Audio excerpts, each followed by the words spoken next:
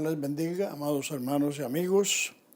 Gracias a Dios por la oportunidad de volvernos a encontrar a través de estos medios para ocuparnos de la palabra de Dios, que es la palabra de vida. En esta ocasión les voy a leer en Hebreos 13, del versículo 7 hasta el 14, que dice lo siguiente: Acordaos de vuestros pastores que os hablaron la palabra de Dios, considerad cuál haya sido el resultado de su conducta e imitad su fe. Jesucristo es el mismo ayer y hoy y por los siglos. No os dejéis llevar de doctrinas diversas y extrañas, porque buena cosa es afirmar el corazón en la gracia, no con viandas que nunca aprovecharon en los que se han ocupado de ellas. Tenemos un altar del cual no tienen derecho a comer los que sirven al tabernáculo, porque los cuerpos de aquellos animales cuya sangre a causa del pecado es introducida en el santuario por el sumo sacerdote, son quemados fuera del campamento. Por lo cual también Jesús, para santificar al pueblo mediante su propia sangre, padeció fuera de la puerta. Salgamos pues a él fuera del campamento, llevando su vituperio, porque no tenemos aquí ciudad permanente, sino que buscamos la porvenir. Gracias al Señor por su palabra. Bueno, aquí tenemos una exhortación y una amonestación que nos dice: acordaos de vuestros pastores que os hablaron la palabra de Dios, considerar cuál haya sido el resultado, no el éxito, sino el resultado de su conducta, e imitad su fe. Jesucristo es el mismo ayer, hoy, por los siglos. No os dejéis llevar de doctrinas diversas y extrañas, porque buena cosa es afirmar el corazón con la gracia, y no con viandas que nunca aprovecharon a los que se han ocupado de ellas. Generalmente todos tuvimos un pastor que nos enseñó, y posiblemente muchos de ustedes han tenido varios pastores que les han enseñado la palabra de Dios. Y lo que se nos exhorta es a considerar el resultado de su conducta e imitar su fe. Y se nos da una declaración que es una de las grandes declaraciones de la palabra de Dios. Jesucristo es el mismo ayer, hoy y por los siglos. Este verso es una suma de todo lo que viene diciendo esta carta. Recuerden que al comienzo dijimos que la carta a los hebreos es una explicación comparativa entre el antiguo pacto y el nuevo pacto, para mostrar la excelencia y superioridad del Hijo sobre todo lo anterior. Y por lo mismo, el escritor comienza diciendo: Dios, habiendo hablado muchas veces y de muchas maneras en otros tiempos a los padres, por los profetas, en estos días nos ha hablado por el Hijo. Y comienza a describirnos lo que es el Hijo de Dios. Entonces aquí tenemos la primera comparación, que el Hijo es superior a los profetas. En el mismo capítulo se habla de que el Hijo es superior a los ángeles. En el mismo capítulo se habla de que Él es superior a la creación, puesto que la creación tuvo principio y va a tener fin. Mientras que Él es el mismo ayer, hoy y por los siglos. Él es superior a Moisés, Él es superior a Aarón, Él es ministro de un mejor santuario y fiador de un mejor pacto hecho sobre mejores promesas. Él hizo el mejor sacrificio, es decir, el único sacrificio que podía resolver el problema del pecado en la vida del hombre. Y también Él es la ofrenda que, como dice el capítulo 10, con una sola ofrenda hizo perfectos para siempre a los santificados. Entonces, la conclusión de toda esta comparación, de todo lo que fue el Antiguo Testamento para hacer el Nuevo Testamento, entonces esa es la conclusión. Jesucristo es el mismo ayer, hoy y por todos los siglos. Jesucristo es el verdadero Dios y el perfecto hombre. Y por lo mismo nos amonesta, no nos dejemos llevar de doctrinas diversas y extrañas, porque buena cosa es afirmar el corazón en la gracia, y no en viandas que no aprovecharon a los que se han ocupado de ellas.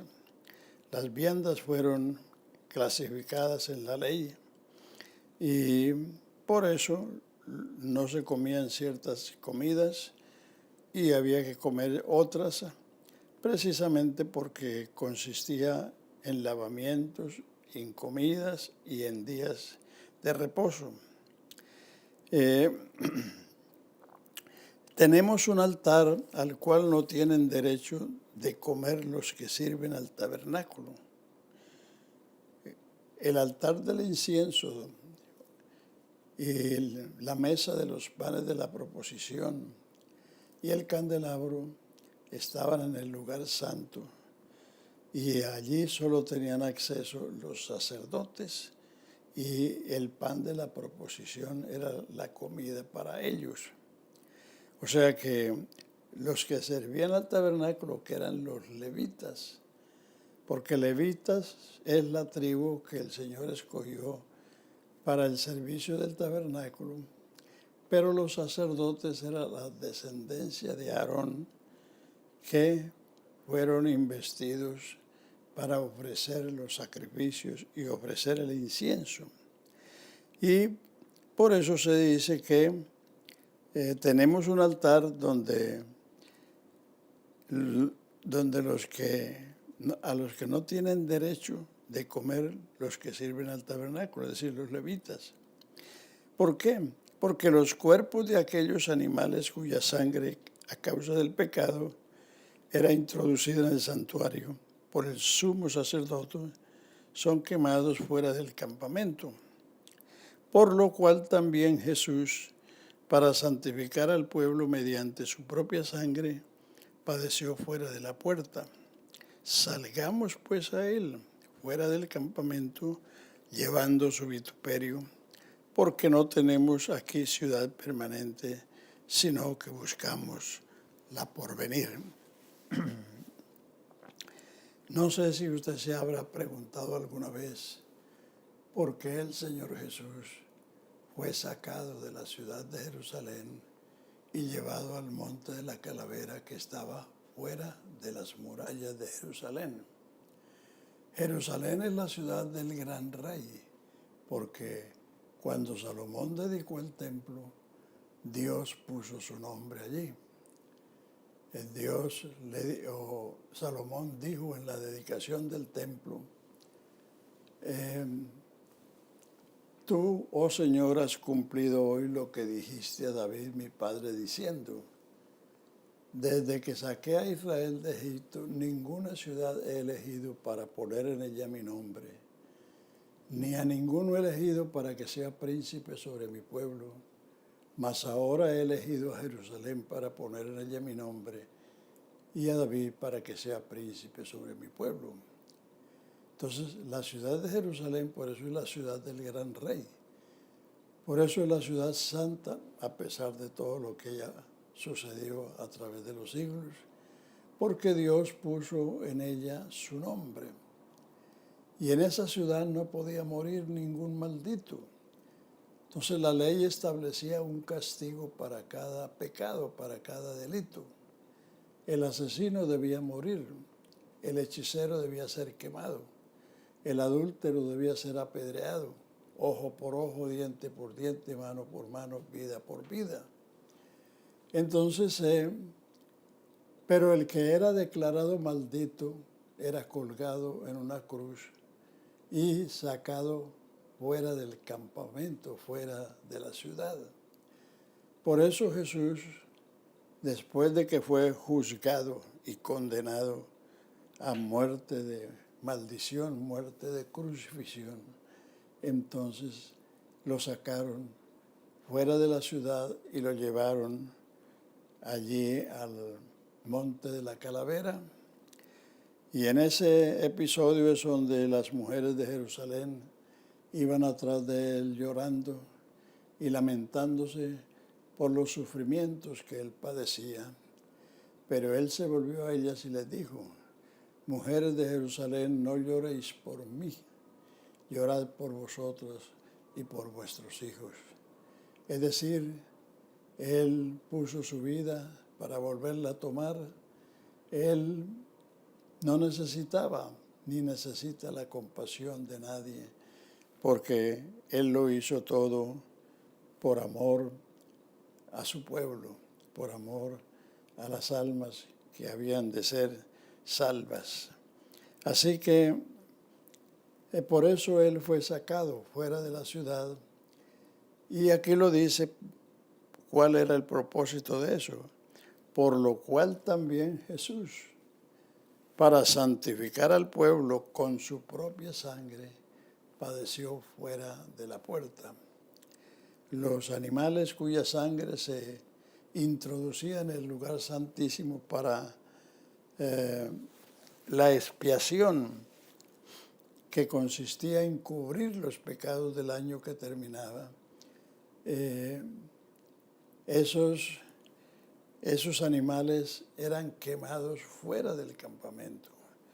Así, por eso Jesús fue llevado fuera de la ciudad para morir la muerte de maldición. Y eso le dice a usted por qué. También nosotros los discípulos o la iglesia tiene que participar también de ese vituperio, saliendo fuera del campamento. Esto nos habla del evangelismo, de salir fuera de nuestros templos para llevar el mensaje, aunque esto nos implique sufrir un vituperio, porque no estamos buscando una ciudad permanente, estamos buscando la porvenir. Así que, hermanos, amados y amigos, todo esto nos demuestra que Jesucristo es el verdadero Dios, el perfecto hombre, el gran Dios y Salvador, y que a Él pertenece la gloria, el honor y la alabanza por los siglos de los siglos. Y el verso 15 dice: así que, o sea, en razón de lo anterior, ofrezcamos siempre a Dios, por medio de Él, sacrificio de alabanza, es decir, frutos de labios que confiesen su nombre. Y de hacer el bien y de la ayuda mutua no os olvidéis, porque de tales sacrificios se agrada Dios. Los sacrificios de alabanza son canciones, coros o himnos que confiesen los atributos de Dios. Hay muchos coros bonitos que son solamente peticiones, lo que la persona quiere que el Señor haga en su vida. Eso son peticiones, eso no son alabanzas.